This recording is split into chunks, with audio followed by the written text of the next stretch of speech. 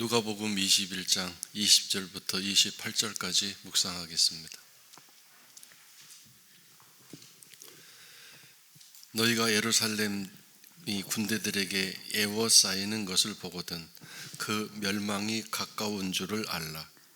그때 유대에 있는 자들은 산으로 도망갈 것이며 성내에 있는 자들은 나갈 것이며 촌에 있는 자들은 그리로 들어가지 말지어다.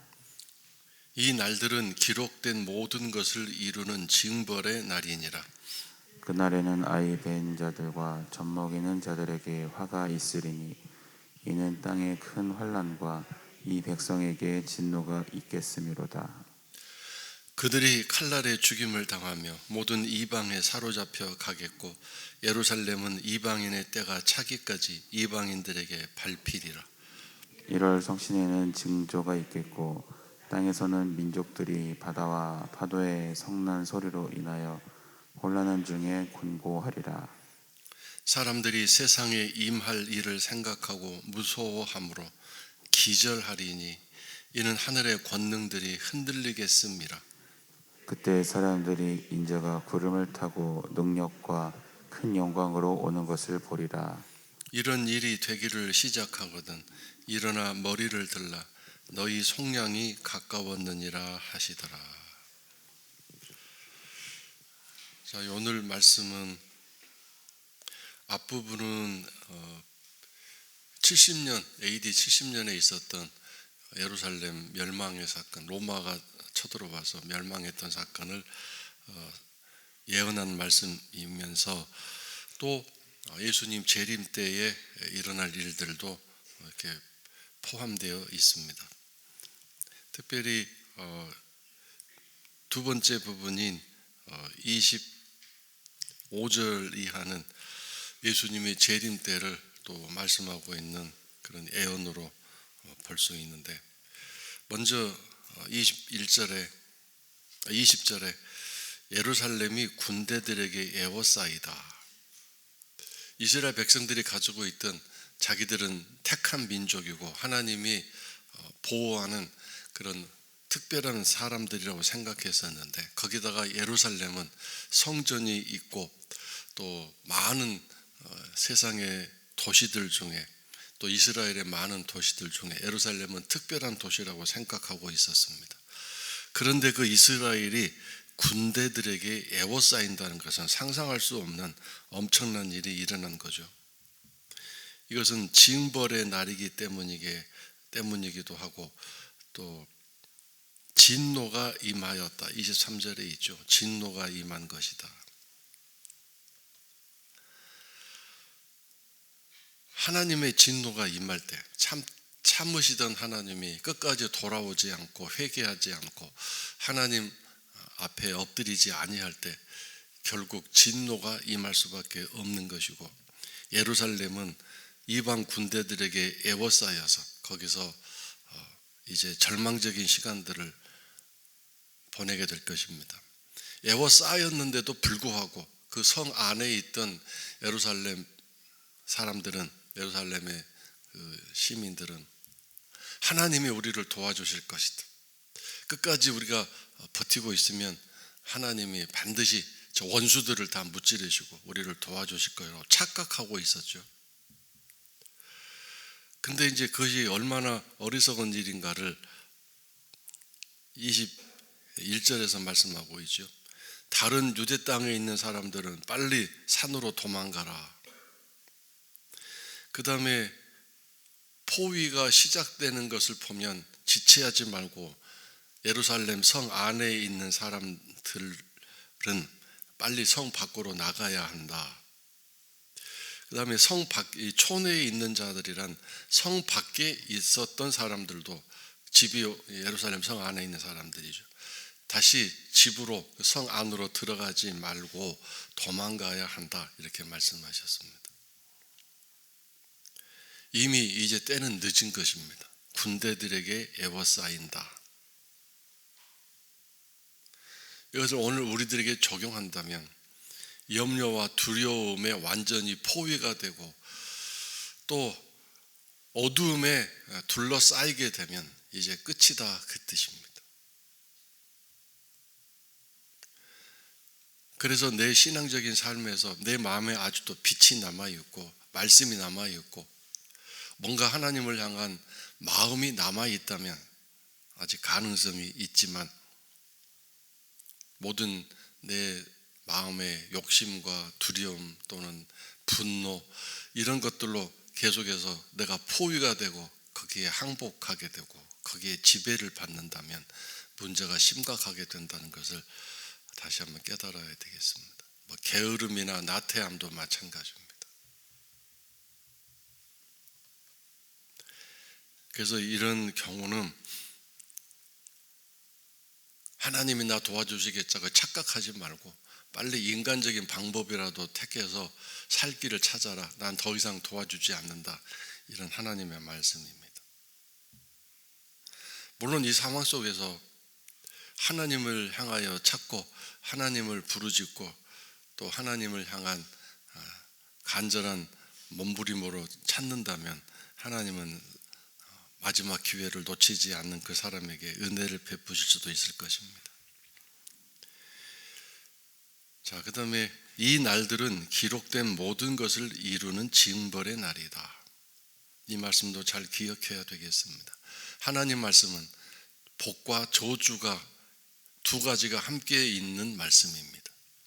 하나님 말씀대로 살고 하나님이 말씀하신 대로 순종하며 살면 하나님을 사랑하면 그 사랑 안에서 우리가 받을 복들을 우리가 누릴 수 있겠지만 그렇지 않게 되면 반드시 벌과 하나님의 진노가 임하게 된다는 것이 성경에 반드시 기록되어 있습니다.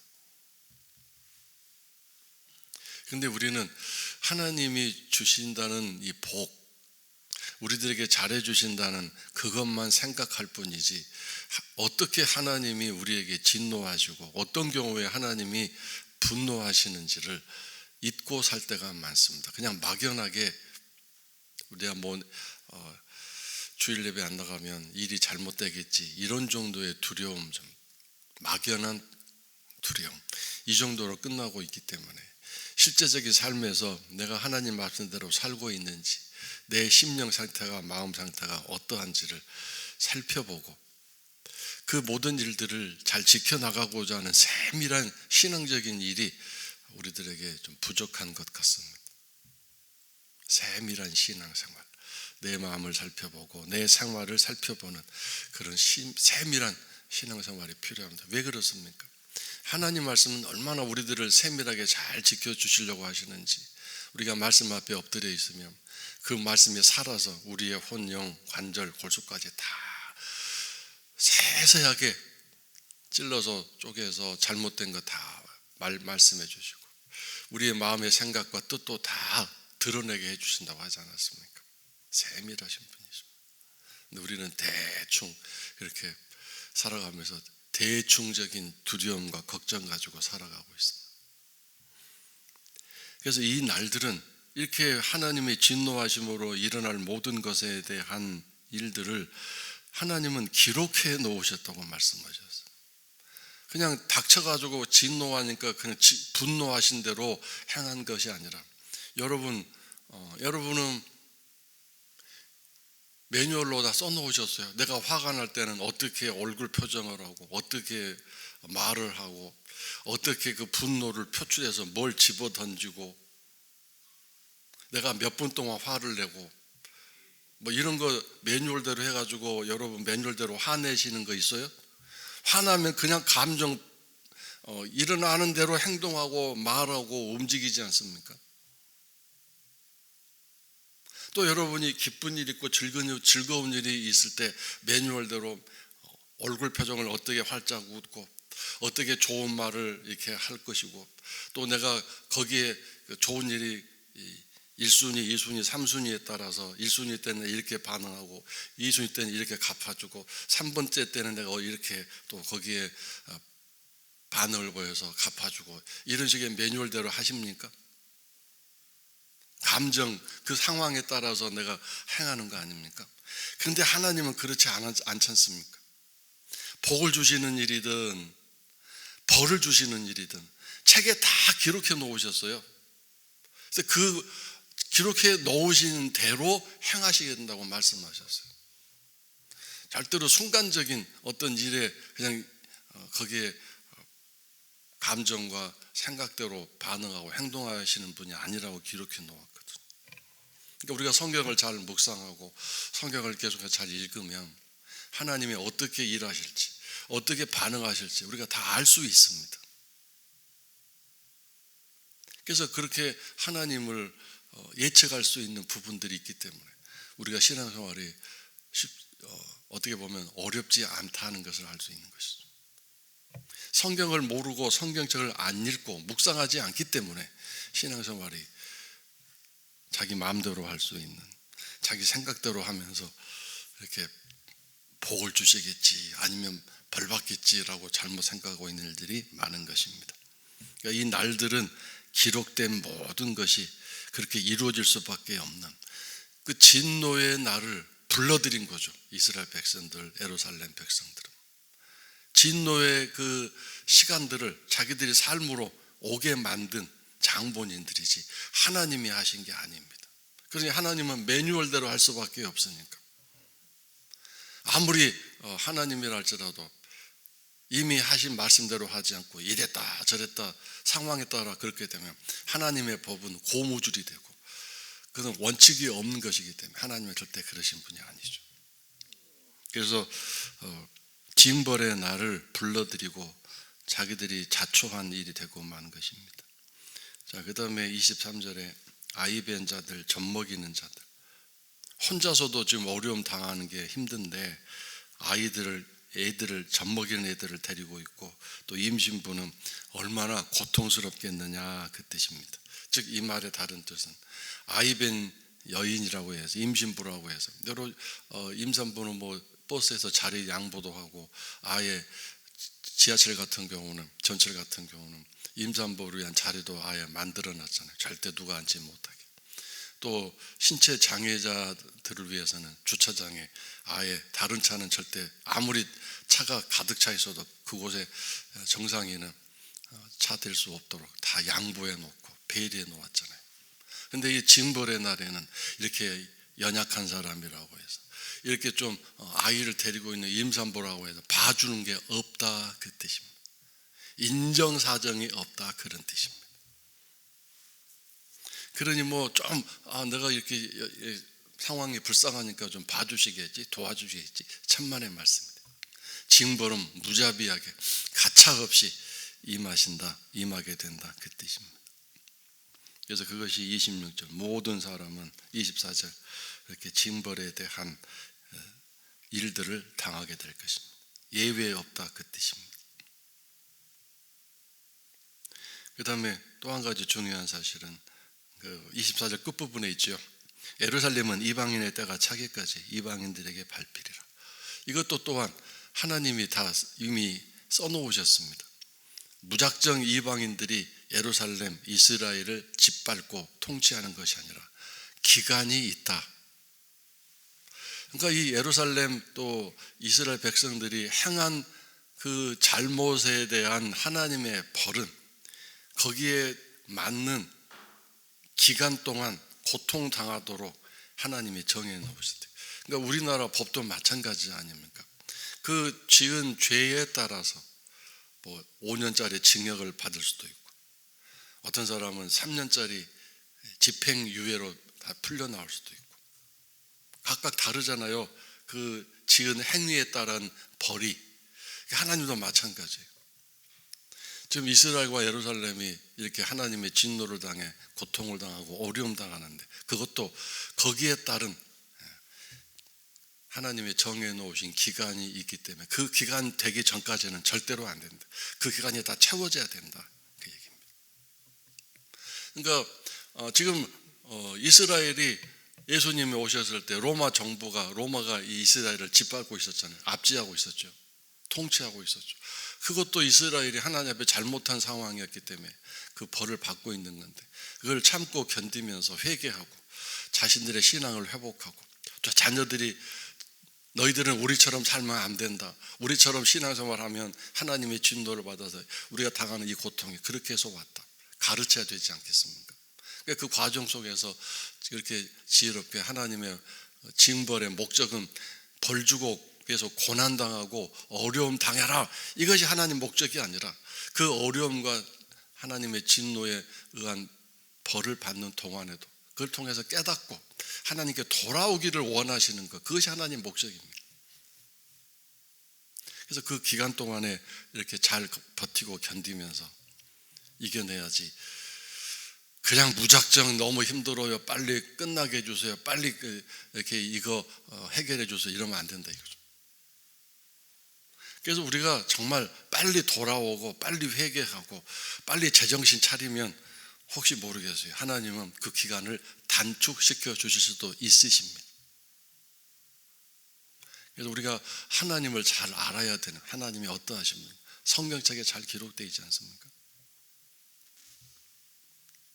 그래서 예루살렘은 이방인의 때가, 즉 이방인에게 허락한 그 시간까지 계속해서 압제를 당하고 고통을 당하고 그 어려움을 당하게 될 것입니다.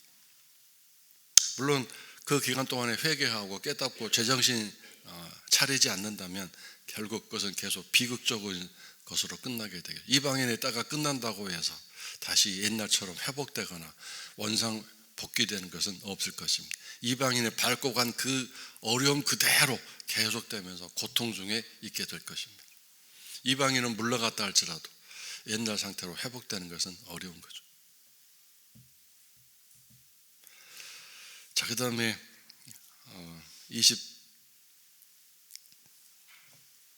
25절에는 예수님이 이 땅에 오실 때의 재림의 징조고, 또 이렇게 로마 정부가 예루살렘을 반란을 일으키고 자꾸 대드는 이스라엘, 특별히 수도 예루살렘을 멸망시킨 그 상황 속에서 1월 성신, 즉 하늘의 해와 달과 별들, 천체 우주, 여러 가지 자연적인 재해가 많이 일어나게 될 것이라고 말씀하셨어요. 그 다음에 바다도 파도의 성난 소리, 막 해일이 일어난다거나 풍랑이 막 엄청난 풍랑이 일어나서 그 바다에 또는 갈릴리 호수에 배를 띄워서 고기를 잡거나 생선을 잡거나 또는 무역을 하기 위해 이렇게 배를 타고 먼 곳으로 갈 수 없는 그런 일들이 계속 일어나게 될 것이라는 얘기입니다. 삶이 아주 힘들어지겠죠. 혼란 중에 곤고하리라. 계속해서 막 이 자연재해가 일어나고 추웠다가 막 더웠다가 그러니 이 곤고하리라라는 말은 완전히 넉다운되다 그런 뜻입니다. 자연재해는 인간의 힘으로 어찌 할 수 없는 거 아닙니까? 그러니까 여러분의 몸도 예를 들어 갱년기가 될 때 막 더웠다가 막 추웠다가 막 몸이 올라갔다가 내려갔다고 하니까 얼마나 삶이 몸이 곤고해지고 피곤해집니까? 마찬가지죠. 그렇게 곤고한 삶이 계속될 것입니다. 그 다음에 세상에 임할 일을 생각하고 이렇게 막 뒤 흔들리다 보니 앞으로 또 어떤 일이 생길까 하고 막 걱정하면서 두려워하는 마음으로 기절하다, 정신을 잃다, 그런 뜻, 살 소망이 사라지다 그 뜻입니다. 지금 여러분 우리가 뭐 비타민도 먹고 좋은 몸에 좋은 것도 좀 챙겨 먹고 그리고 또 나가서 운동도 하고 산보도 하고 산책도 하고 그런 이유가 뭡니까? 그게 또 삶의 소망이 있기 때문에 그렇습니다. 열심히 좀 살아보려고, 건강을 좀 지켜서 어떻게 해보려고. 근데 그런 모든 희망이 사라지면 어떻게 될까요? 그런 거 못하게 됩니다. 희망이 없으니까. 그래서 결국 이 기절이다라는 말은 모든 희망이 사라져서 완전히 무너지다, 그냥 방바닥에 들어 누워서 어찌할 바를 모르다 그런 뜻입니다. 이는 하늘의 권능들이 흔들린다. 이건 두 가지 뜻인데요. 이 하늘의 모든 천체 별, 달, 해들이 흔들린다 그런 뜻도 되겠지만 사탄의 세력이 흔들린다라는 뜻도 되겠습니다. 사탄이 안정적으로 이 세상을 다스리던 시기에 하나님이 진노하셔서 이 사탄의 안정적인 세력도 뒤흔들다 보니까 사탄도 정신이 막 혼미해져서 발광하다 보니 그 사탄의 그 기운들, 사탄의 그 발악들이 이 세상에 또 강력하게 임하게 된다, 그 뜻입니다. 사탄도 무작정 세상을 흔드는 것이 아니라 계획적으로 세상을 흔들어 가는데, 그렇게 하지 않고 사탄도 놀래가지고 막 발작을 하다 보니까 그 사탄의 발작이 세상에 이 하나님의 진노 가운데 임하게 돼서, 마치 저 하나님의 분노하시니까 막 해가 어두워지든지 여름에 막 눈이 오든지 질서 없이 막 이 세상에 왔다 갔다 하니까 사람들이 얼마나 곤고하고 피곤합니까? 사탄도 마찬가지다 이거죠. 사탄도 아주 막 발작을 하면서 막 고함을 지르고 막 손발을 휘젓다 보니까 이 세상에 또 그로 인해서 막 진동하고 뒤흔들리고 아주 어지럽게 된다, 그런 뜻입니다.